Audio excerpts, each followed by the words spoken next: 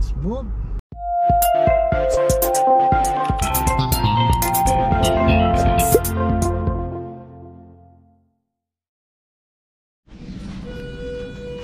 Alright. Guys, nandito na tayo sa La Quina. Ano pang tawag? La Quinta. La Quinta. Careful kay 9. So meron silang free wifi. Free breakfast. Free. We're gonna check the pool later. Yep. So nandito na po kami. Check in the dog. Check in the dog. What dog? What dog? I'm not a dog. I'm a a cat. dog. Meow. I'm a human with 4 legs. Oh, hindi po tayo alis pag hindi napipindot yung floor. Correct. Okay, we need to leave in 20 minutes for the cruise. Sino si Cruz? Careful lang ako. Sino si Cruz? Kapatid ni guys. Si Bo? Yummy breakfast. Ano kayong breakfast nila dito? Tuna tin, kilawin. Okay. Turn off now. Oh. Tingnan natin guys kung nasaan yung room natin. Ano? Anong number? 27. 427.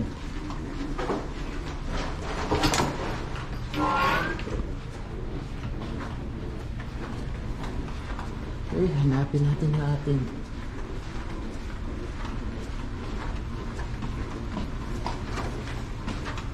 Okay, nandito na tayo. Tingnan natin ang kanilang room. Guys.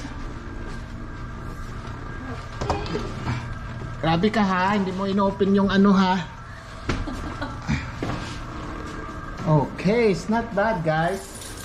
So, may konting kitchen siya. Saan ba yung light dito? Ayun. So, tingnan natin yung kanilang bathroom dito. Open sesame! Oh, wow! Maganda rin. Okay. Ito po yung kanilang paliguan. Meron din whirlpool. Nice, not bad. Pero mas maganda yung mga hotel din sa atin. Hindi pa pahuli. Mas maganda rin doon. Alright, so may towel din sila dito. Ayan. Si Summer snip siya. Come here, Summer. Alright, so guys, meron din isang maliit na kitchen dito. Yan. So it's not bad. Ito ang kanilang master bed. King size. So meron din silang LG. So wow, that's not bad. Hi Summer! Hi, Summer. Hi Summer! Go up the bed. We forgot your thing. Wow! Go up the bed. Go up the bed. Go up the bed. Ma. I'm gonna go to the bath. So wow, magandang view guys. Very nice. Okay, nandun yung sasakyan sa baba. Tamang-tama lang. And of course, her toys. Oh, maganda rin guys. Okay, you're gonna wear this. Wow! Your pillow. Tingnan nyo guys. Pag naglalakwatsa po kami, palagi pong kasama yung mga toys niya. Yan. Yan. Hindi yan pwedeng maiwan yung mga toys niya. Bibilangin niya yan. Summer, look at your toys. Look! Look! Look! Okay. Tingnan niya lahat yan. Kompleto yan. Oh, kompleto lahat yan. Hindi yan siya mapakali pag pag hindi kompleto yung toys niya pag may missing. Tingnan niyo, binabasa niya lahat. Okay. She knows. She knows. She knows. We're gonna leave in a few minutes. Look at your toys. Summer, make sure you count them. Yan. Bilangin mo sila, baka magagalit ka. Ito yung bagong member niyang stop toys niya. Galing pa sa Singapore. Yan si Kai Kai. Hinalikan niya, nakita niyo, di ba? Yan. Okay, Pag uwi kami, alam niyang uwi na. Pag hindi mo kinakarga yan, magagalit. So, i-video ko yan. Ayan, tinignan niya talaga. Wala na, auntie? Wala na? Wala na? You sure? Okay, wala na? Okay. We're leaving in 10 minutes. Wala silang frigidaire, no? Meron, oy. It's right there. Ah, meron ba? Oo nga, meron. Ako yung laman ito. Wala. O, hindi naman all-in-one ito eh. Hila-hila naman to. Ayun. Nako, empty. Walang all-in-one. Sige na, Di. Come on. Okay, I'm ready. Okay guys, pupunta tayo sa ano, may cruise daw kami sa ano, sa boat. May cruise kami doon sa lake.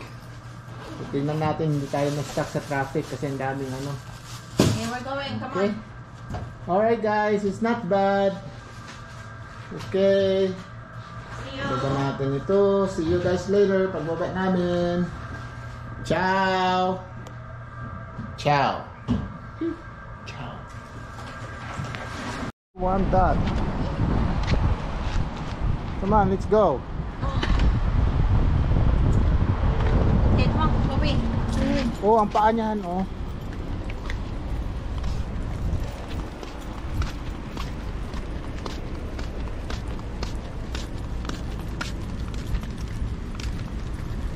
Okay, we're going. 3 o'clock yung ating ano, baka maiwan kami. Alam niyo naman. Come on, go.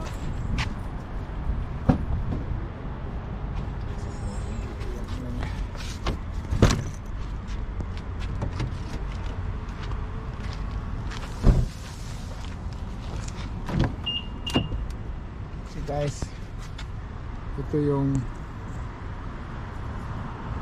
hotel na inanuhan namin. So nandun pa yung dalawa.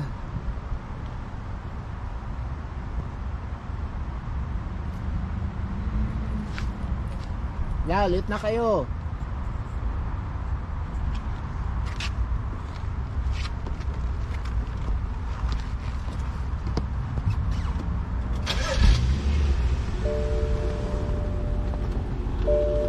See you guys sa port. Alright guys, papunta tayo ngayon sa... Anong pupuntahan natin, Han? Waterfront cruise. Ha? Waterfront cruise. Oo, sa waterfront cruise. Sa Tagalog, tubig Sa Tubangan. sa Atubangan sa harapan ni cruise.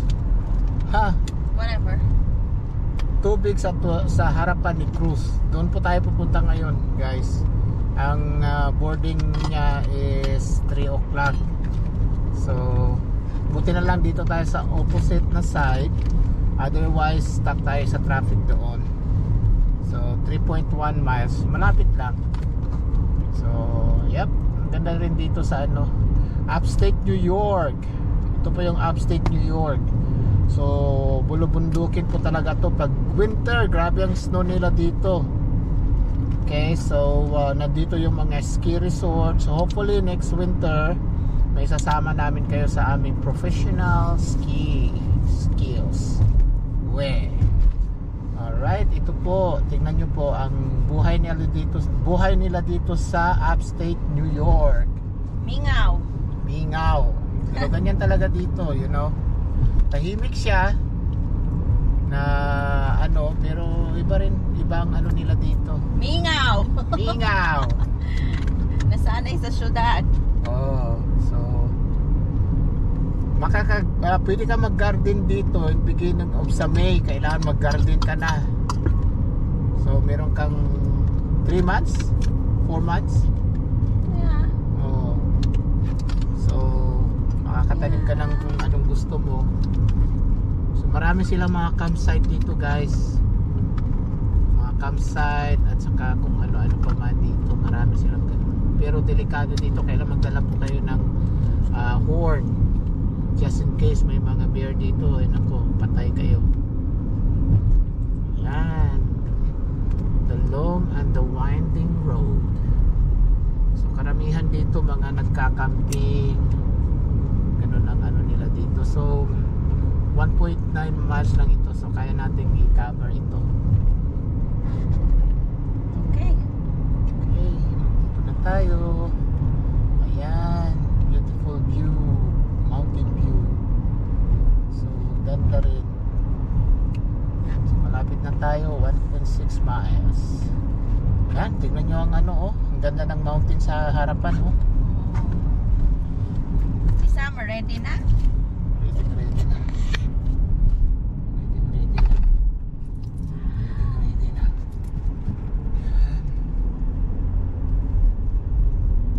Yan guys. So ito yung upstate New York. Adirondack, New York, no? No? Yeah. Lake George. Lake George. Yun si Lake Park George. of Adirondack. Oh, part of Adirondack daw. Someone did the research. I don't know if that's a correct research. That's what Google said. Oh, goggles. Oh, okay. Okay. Nakpin nyo lang. Stop tayo. Si Summer. Hi Sam, buhay ka na Sam? Sam, buhay ka na? Sam? Hello? Sam, look! Sam! Okay. Alis na ba ko? Okay lang. Okay po ning Super 8 oh. Anong super? Kana oh Super 8 barato na diha. Oh, Super 8 daw. Limpyo sila diri ba ilang mga kuano? Siyempre, kailangan i-maintain nila dito. Mga motel nila limpyo ba? Hindi na pupunta mga Pilipino dito pag marumi. So, pero dito guys, marami ring Pilipino dito na nagtratrabaho.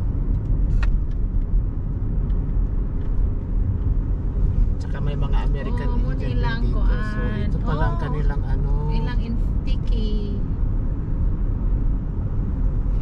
Ito yung kanilang parang town. So The village of Lake George. Oh. the village of Lake George. Ah, ito ang Lake George nila. Ito yung lake. Oh. Hindi. Yan yung mountain. Hindi, Tinawag sa ang kabilang lake eh. Ayan oh, sa ano GPS, ipakita mo. Ayan oh, ang laki ng lake. Ipakita mo. Oh, ayan. The Queen of all lakes. Lake Okay. George. O di wow. May research ako niyan ha. Galing ng research. It's a nice weather, 73 degrees. turn Perfect right. for summer.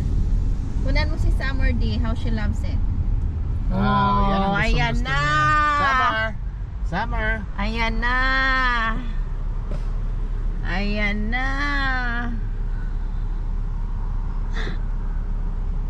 Summer. Look. Oh, then we can walk there mamaya. Okay, mamaya guys, pasyal tayo dito. Okay, sana ano, pero bawal ang drone siguro dito, not unless na Bawal ang drone. pero meron na akong ano, naka-register ng aking drone, pero hindi man ako allow sa business. Pwede siguro, pero you have to coordinate with the local the town. Okay, so yan. So maraming mga bakasyonista dito, may taga Canada, kung saan karamihan dito New York siyempre, New York ito eh. Pero tingnan nyo tong kasunod ko, Maryland, Illinois. So magra-ride tayo dito 600 feet. Ito yung pupuntahan natin. So good job Han, maganda yung location mo. No turn on red po dito. Usually pag pwede ka mag right turn dito kung meron silang sign na turn red permitted after stop. Ano yun sa Bisaya di? Yun na yun, pikit. Ay, si Lolo.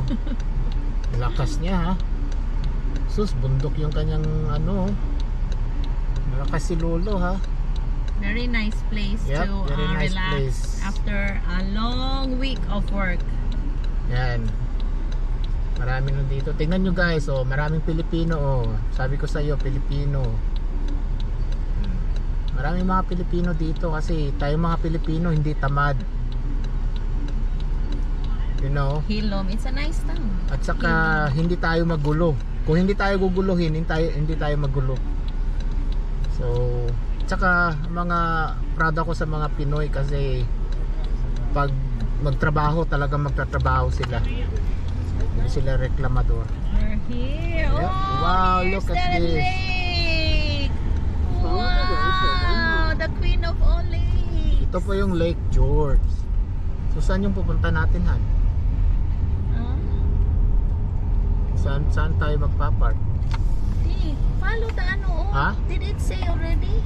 Where? Ayun, mga boats. Adirondack boat. Kaya gani, just drive Magkaroon first. tayo ng parking. Guys, hanapin namin yung Adirondack. Adirondack boat. Ito ba yan? Merong excited. Tingnan mo kung sino yung excited. Wow! Guys, nandito na tayo sa Lake George. Ganda. Alam niyo ba ng meron lake. siyang life vest? Just in case daw. Wow. Yeah, look at that one, guys. Okay. Wow. Guys, so ito ang Lake George.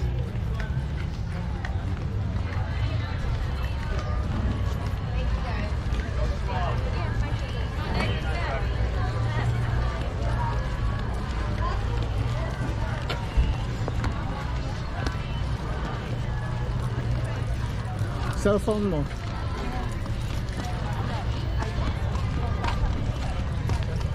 Alright, this is where we going, guys. Ito lang yung Lake George. Yung Lake George, guys. So nice.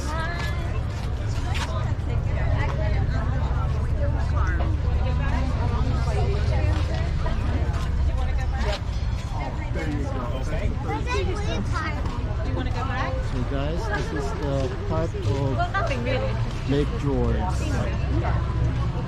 Ito po yung sasakyan natin mga boat. Look at this. So beautiful. Ang daming ano. Lake lang ito. Guys, fresh water.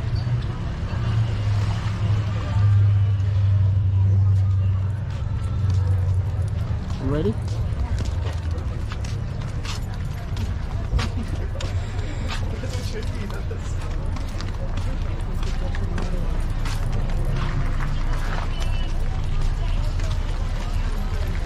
Is this real? Yeah, it's real.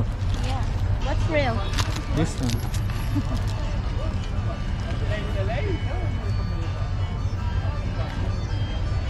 Ito ang gasolinahan ito. Dito sila naggagasolina.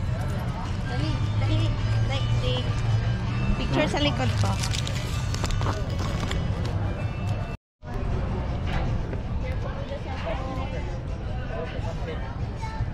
You want me to... No, I got it.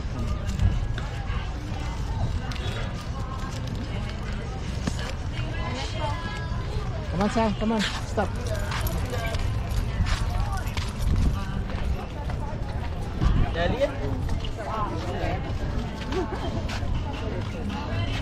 This is it.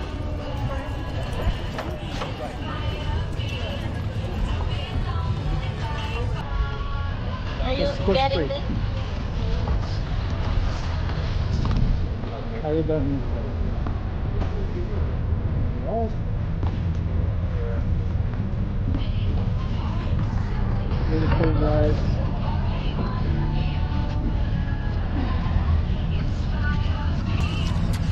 Give it to the lady. Don't you take for him. Oh, sorry. You're all set. Enjoy the cruise. Right All right. you. Ladies first. Say hi. Hello. All right. Just watch your step. Welcome aboard. Thank you. Thank you. Hello. Oh my God. There's the king and queen.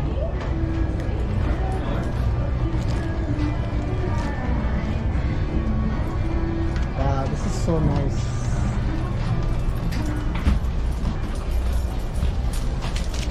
Tanungin muna natin to.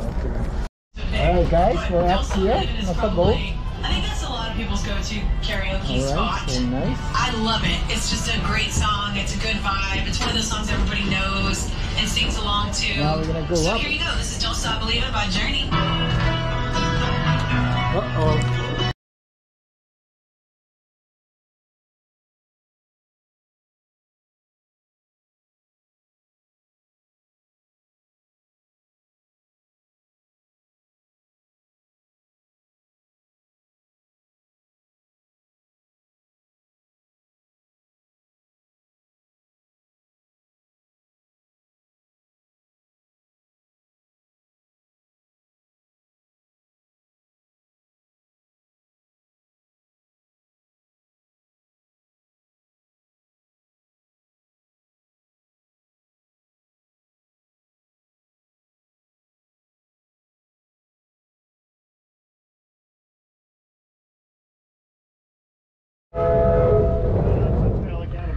And I will be sounding that whistle again for 3 short blasts once we start to back out of the dock.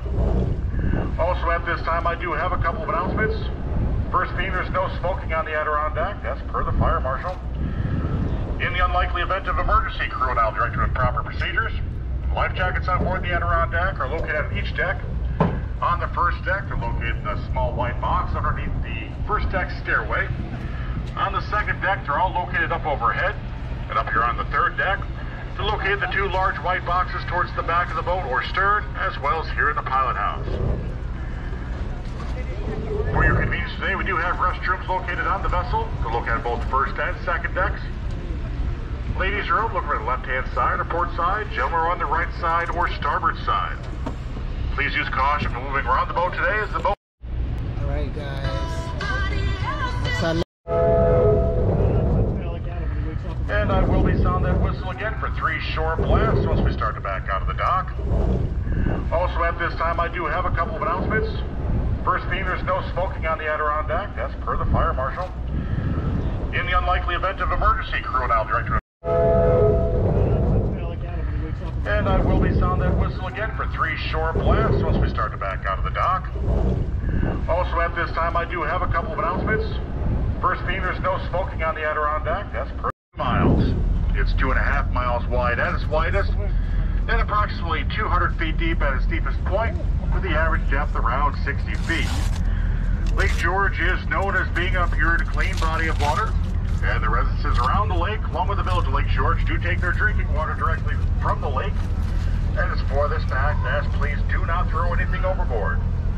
We do have trash cans located throughout the vessel, and also for your convenience, we do have a beverage bar open down on the first deck. At times throughout the cruise, I'll be pointing out some of the homes, and I'll give you some facts on Lake George that might be of interest to you. For example, the large wooden structure off to our right side is the Fort William Henry. The original fort was built back in 1755 by the British General Sir William Johnson. The purpose of this fort was to stop the French advancement of this area. It didn't work very well because in 1757, the French general, the Marquis de Montcalm, along with his Indian allies, the Hurons, burned that fort down to the ground. The fort you see here today was built shortly after 1952. Have some local historians of England researched the archives and found the original blueprints. And that fort, along with Lake George and the surrounding area, re-immortalized in James Fenimore Cooper's novel, The Last of the Mohicans. In that novel, he referred to the lake as Lake Horicon.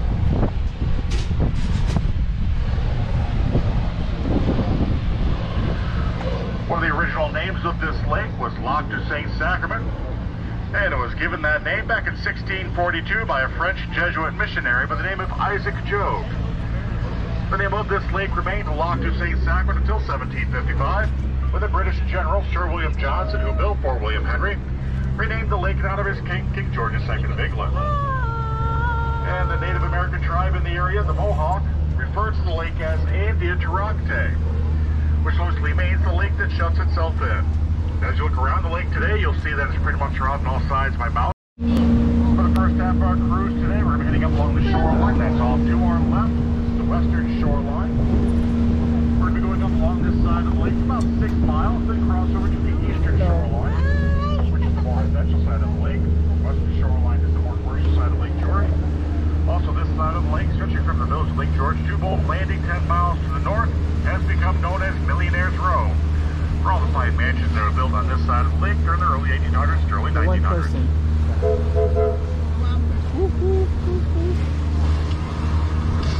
So nice, guys.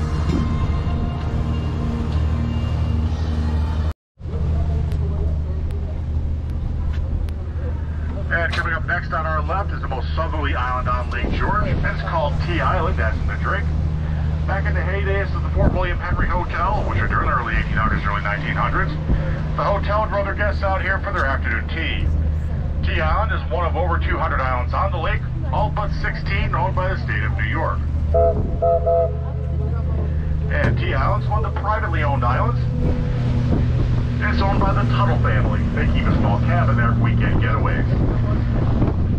The Tuttle family also own this yellow and green home off to our left now on the mainland. And that family has been residing here on the lake for just a few generations.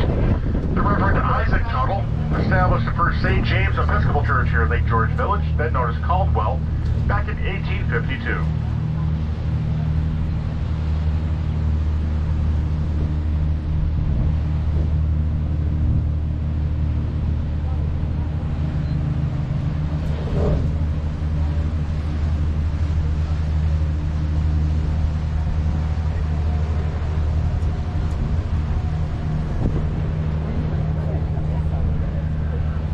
Point of interest I'm going to point out to you today is a little difficult to see. It lies off to 58 in order to avoid plunder by the French during the winter months. What the British soldiers did is in late fall, before the ice formed on the lake, they dropped a lot of rocks at the bottom of that boat, sank it in close to shore. However, at some point during the winter, it drifted off to deeper water, could not be recovered. It now sits on the bottom of the lake in 107 feet of water, almost perfectly preserved due to the cold nature of the water. It's on the National Registry of Historic Places and recognized by the Smithsonian Institute as the oldest intact war vessel in North America. Again, that is the Land Tortoise.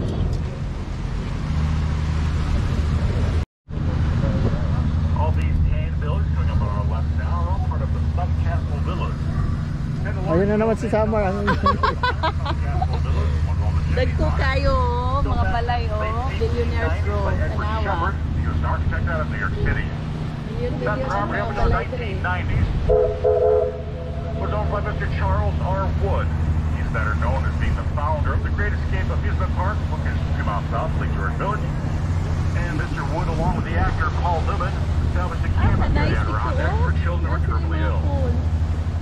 Nandiyan na naman si Summer na And tulog. that camp is known as the Double H Hole in the Woods, located over at Lake Luzerne.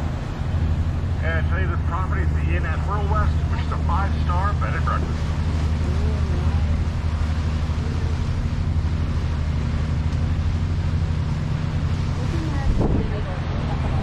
And this large boathouse coming up on our left, which is the Boathouse Restaurant today, was once part of a much larger estate, but unfortunately the mansion burned back in the 1950s was never replaced. That estate was owned by Adolph Ox. Adolph Ox was the founding publisher of the New York Times. Guys, yung mga condo unit dyan at saka mga bahay dyan is mga million In dollars. in dollars. So Times 58. yep, times 58. So imagine kung meron kang 1 million Kulang times pa yan. 58, so almost 60 million na. Pero yung mga bahay dito katulad yung Mga nandyan, ganyan, dili na 1 that million. one, that could be 38 million, 40 million. Okay, so ganito po ang mga ano dito sa Amerika. Yep. Kanindot. But again, ang pagkaiba dito, Walay toyo sa pikas balay.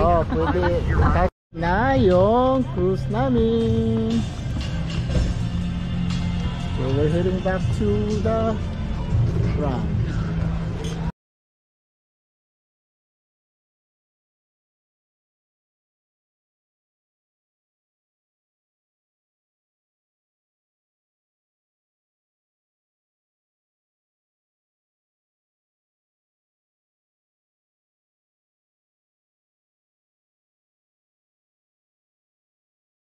Dito tayo. Where you wanna go? On the left. Do we have enough time? Yeah, where are we going? Time from where? Huh? Time from what? Your car. You put in up to 7 o'clock. Okay, just wanna make sure.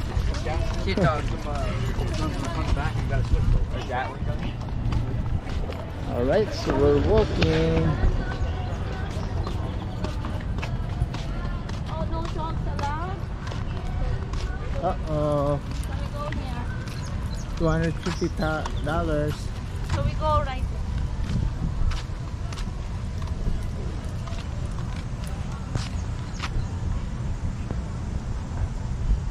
Oh, mainit ako. Magsap.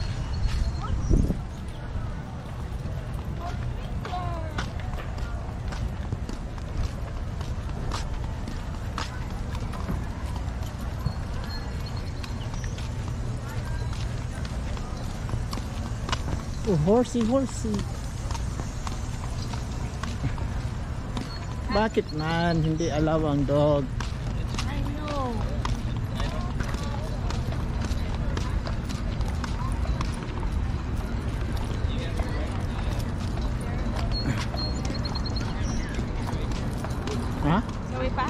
No, we go to the cable stream. I think.